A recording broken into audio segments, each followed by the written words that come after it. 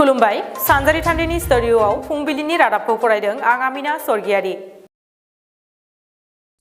बाक्सा जिल्ला बरमानि थुनलाइगिरि रश्मि चौधुरिया साहित्य एकाडेमि बान्था मोननो हादों।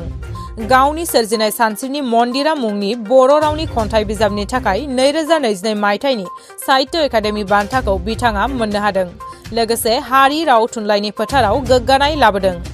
लोगोसे मख'नांगोन दि चिरां जिल्लानि थुनलाइगिरि राजा देबजित बसुमतारिया राव सोलायनाय बिजाब काबुलिवालानि बांगाली बिजाबनि थाखाय साहित्य एकाडेमि बान्थाखौ मोननानै गोग्गानाय लाबोदों।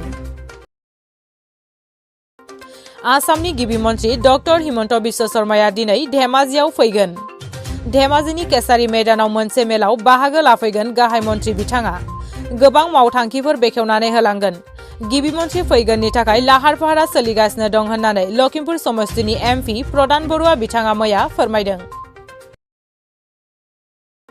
कार्बि आलं जिल्ला दुलाराय बर' फरायसा आफादनि खुंगा 52थि बोसोरसालिया जथुम्माया सानथामनि हाबाफारिजों गाजा गोमजायै मैया जोबनानै थांबाय। 20, 21 आरो 22 डिसेम्बर सानथामनि हाबाफारिजों खुंजानाय बे जथुम्मानि गेवलां मेलाव मैया गाहाय आलासि महरै बाहागो लायो मिरु एबसुनि आफादगिरि दिपेन बर' बिथाङा। गेवलां मेलाव बाहागो लानानै आफादगिरि दिपेन बर' बिथाङा गावनि मेहेरगोनां बिबुंथिनि गेजेरजों रायजोफोरनो फोरमायदों दि बिटिआरनि सिमा बारायनाय आरो कार्बि आलंनि बर'फोरखौ एसटि हिल्स खालामनायनि माखासे खामानिफ्रा सोलिगासिनो दं होननानै। कभिड-19 निउ भेरिएन्टनि सायाव मैया गाहाय मन्त्रि नरेन्द्र मदिनि दैदेननायाव मोनसे गोजौ थाखोनि सावरायमेल जानानै थाङो। बे सावरायलायनायनि गेजेरजों कभिडनि थाखाय गोदान एसअपि फोसावो भारत सरकारा। बे गोदान एसअपि बायदियै गुबुन हादरनिफ्राय फैनाय सुबुंफोरा आरटि-पिसिआर टेस्ट खालामनांगोन। हादरनि गासै सुबुंफोरा समाजारि जानथाय मानिना सोलिनांगोन, मास्क गाननांगोन, हेन्ड सेनिटाइज खालामनांगोन।